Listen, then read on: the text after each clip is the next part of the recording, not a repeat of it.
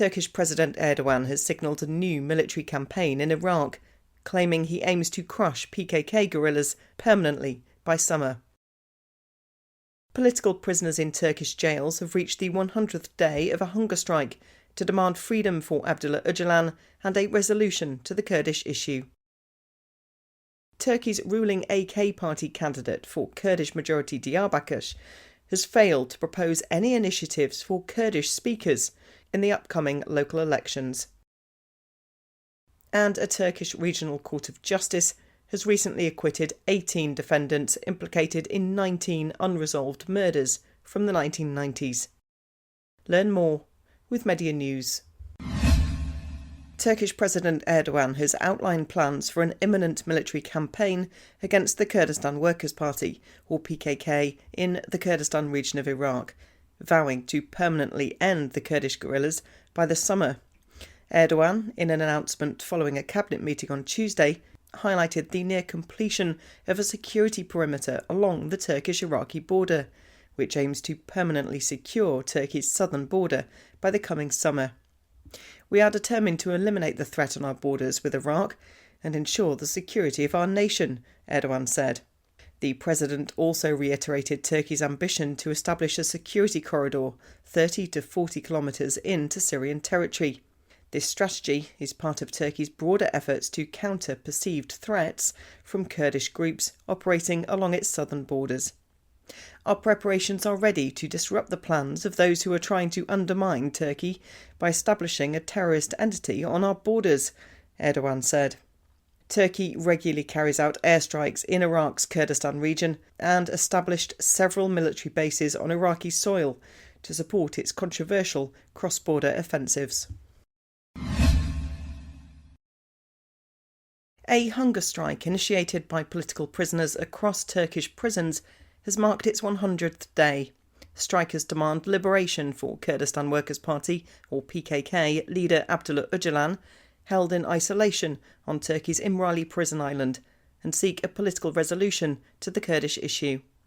Öcalan and the 3 other detainees on the island have been held in absolute isolation for over 36 months, denied any contact with the outside world, including lawyers and family. Supporters of the Kurdish cause believe that the PKK leader must be freed in order to resume a vital role in peace negotiations with the Turkish government. The hunger strike action began on the 27th of November, in alignment with a broader global campaign, which included simultaneous release of statements from 74 locations worldwide. With the country's local elections scheduled for the 31st of March, the jailed protesters have taken a strategic decision to support the democratic process by temporarily postponing the next phase of rotational hunger strikes until after the election period. The candidate for the Justice and Development Party, or AKP, in Turkey's Kurdish-majority southeastern Diyarbakir has unveiled 26 planned projects with zero focus on the needs of women or the Kurdish-speaking community in the province, sparking concern ahead of the 31st of March local elections. Candidate Bilden outlined a suite of comprehensive development projects for transformation of the city's infrastructure, but failed to include any initiatives directed at the rights of women or the Kurdish-speaking population. Bilden said, "There is absolutely no problem with the Kurdish language in the city.